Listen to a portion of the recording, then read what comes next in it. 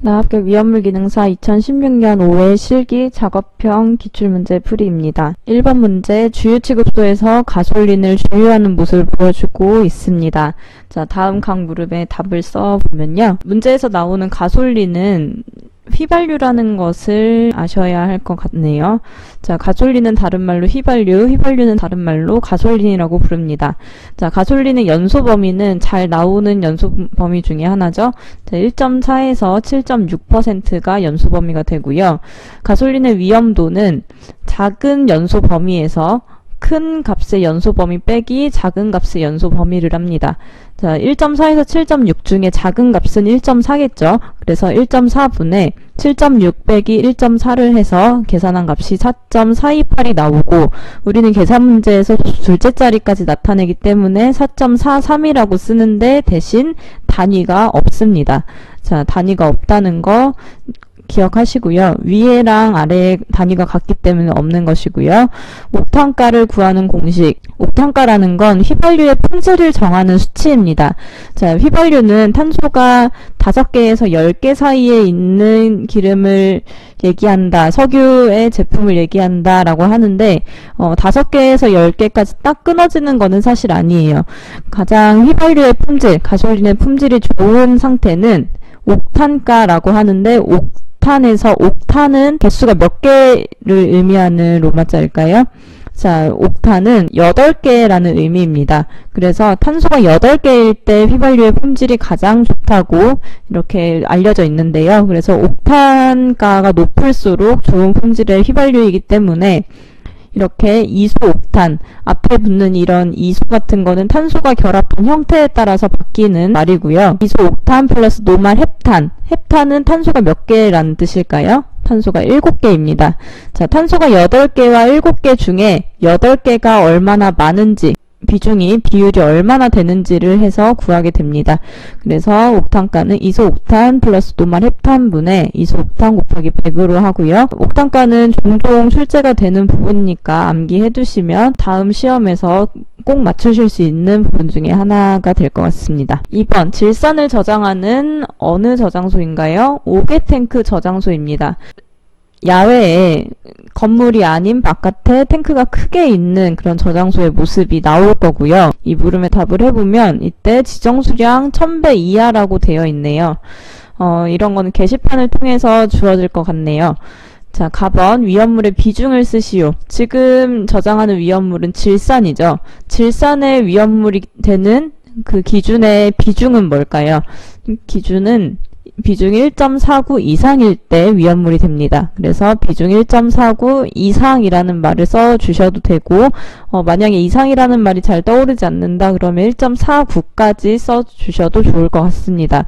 만약에 이상 이하가 헷갈려서 이하라고 써버린다면 이거는 완전히 틀린 답이 되기 때문이고요. 나번, 저장 탱크에서 탱크 사이 간 확보하여야 하는 최소 상호거리. 자, 이거는 보유공지와 같은 의미고요. 그 옆에 얼마나 빈 공간을 두어야 하는가인데요. 지금 지정수량 1000배 이하이기 때문에 500배 초가 1000배 이하에 해당합니다. 자, 이 경우에는 보유공지가 5m라고 되어 있네요. 그런데 답이 5m가 아니고요.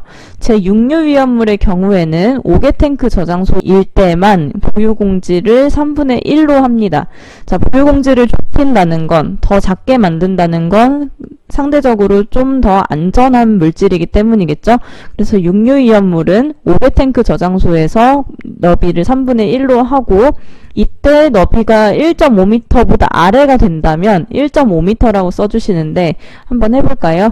6류 위험물은 5m고 거기에 3분의 1을 했더니 1.666이 나왔어요. 소수 둘째 자리까지 표현하니까 1.67 단위 미터를 꼭 써주셔야 하는데, 이때 1.5m보다는 더 크죠. 그래서 1.67이라고 써주시면 되고, 요 밑에 문구는 지워주셔도 되겠습니다.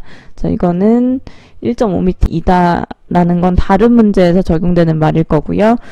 다번, 위험물의 저장소에 설치하는 게시판의 크기. 자, 게시판은 한쪽이 0.6m, 다른 한쪽이 0.3m. 간단하게는 이렇게 쓸 수 있고요.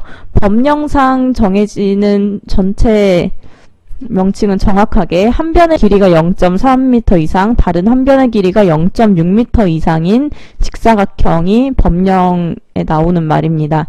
자, 가로 0.3m, 세로 0.6m는 사실 엄연히 따지면 틀릴 수 있는데 게시판이 이렇게 가로로 긴 직사각형일 수도 있고요. 게시판이 세로로 긴 직사각형일 수도 있기 때문에 가로, 세로를 정하는 거는 그렇게 좋은 표현은 아닙니다. 그래서 한 변의 길이, 다른 한 변의 길이라는 말을 써주시는 게 더 좋겠습니다.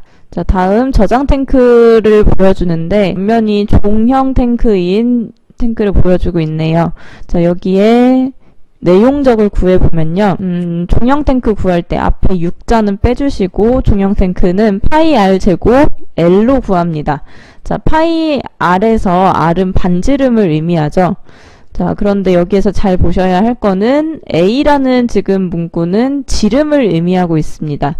자, 지름에서 반지름은 나누기 2를 해서 구할 수 있죠. 그래서 파이 다음에 2분의 A라고 했어요.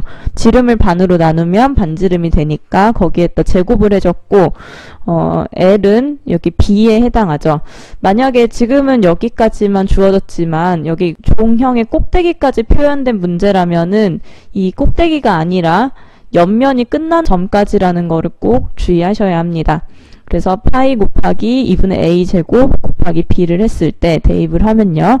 파이 곱하기 2분의 2가 되겠죠. 곱하기 6을 했을 때 18.849가 나오고 셋째 자리에서 둘째 자리로 반올림을 하면 18.85 세제곱미터가 나옵니다. 자, 단위 주의하시고요.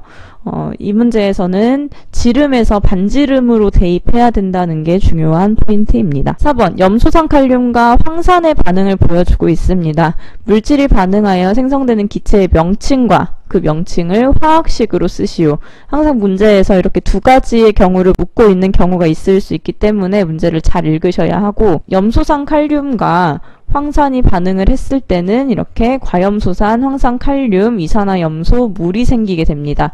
자, 이 반응식은 조금 반응물과 생성물이 복잡해서 생소할 수 있는데 한번 봐두시고요. 이 중에서 이산화염소라는 물질이 생성되는 기체가 되고 화학식으로 쓰면은 ClO2가 되겠죠. 자, 얘는 왜 이산화염소라고 읽을까요? 두 가지의 원소가 있기 때문에 원소의 종류가 두 가지면 이 원자의 명명법으로 해서 뒤에 거부터 읽고 그 다음에 앞에 거를 읽는데 중간에 화를 붙여줍니다. 그래서 산소고 염소죠. 그래서 산소화염소인데 소자는 빼니까 산화염소가 되고 산소가 두 개이기 때문에 이산화염소라고 읽습니다. 자, 이런 것들 때문에 NaClO2 우리 뭐라고 읽죠? 아염소산 나트륨이라고 읽죠. 이런 분자를 우리가 너무 익숙하게 많이 봐왔기 때문에 ClO2를 아염소산이라고 쓸 수 있는 그런 실수를 할 수 있습니다. 자, 이거는 원소가 세 종류 이상일 때고 지금과 같은 이산화염소는 원소의 종류가 두 종류이기 때문에 이름을 다르게 읽어야 한다는 거 주의하시고요. 5번, 위험물 안전관리 법령상 유별을 달리하는 위험물의 존재 기준에서 위험물의 운반 시 톨루엔과 혼재 가능한 거. 자, 톨루엔은 제 몇 류 위험물? 사류 위험물이죠. 자, 사류 위험물과 같이 있을 수 있는 거 어떻게 생각하면 될까요? 423, 524, 61로 생각하면 되겠죠.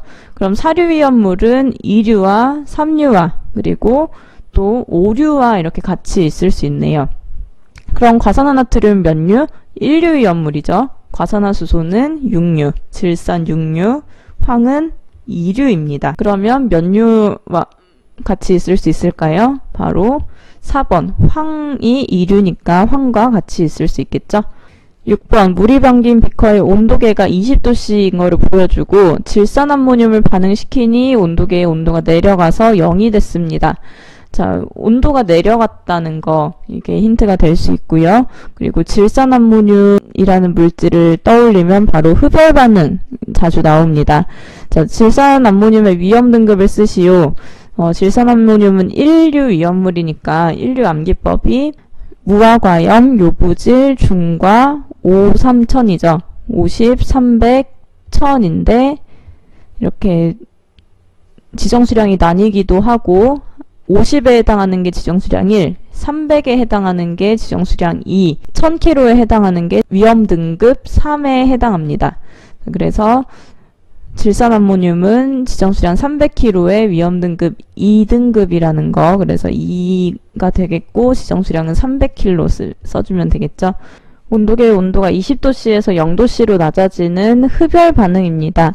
주위의 온도를 흡수한다는 뜻이고요. 그래서 흡열 반응을 한다라고 써주시면 되겠습니다. 7번 제조소 게시판에 주의사항을 보여주고 있는데 각각 위험물의 주의사항을 쓰라고 하네요. 가번 철분은 제2류 위험물입니다. 제2류 위험물이고 철분의 경우에는 화기주의 물기염금이라는 운반용기 외부 표시사항이 있는데 이 중에서 화기주의를 게시판으로 표시합니다. 니트로글리세린은 제5류 위험물이어서 화기염금 충격주의라는 표시사항이 있는데 그 중에서 화기염금을 하도록 되어 있고요. 과산화칼륨은 제1류 위험물 중에서 알칼리 금속의 과산화물에 해당하기 때문에 물기염금에 게시판을 합니다.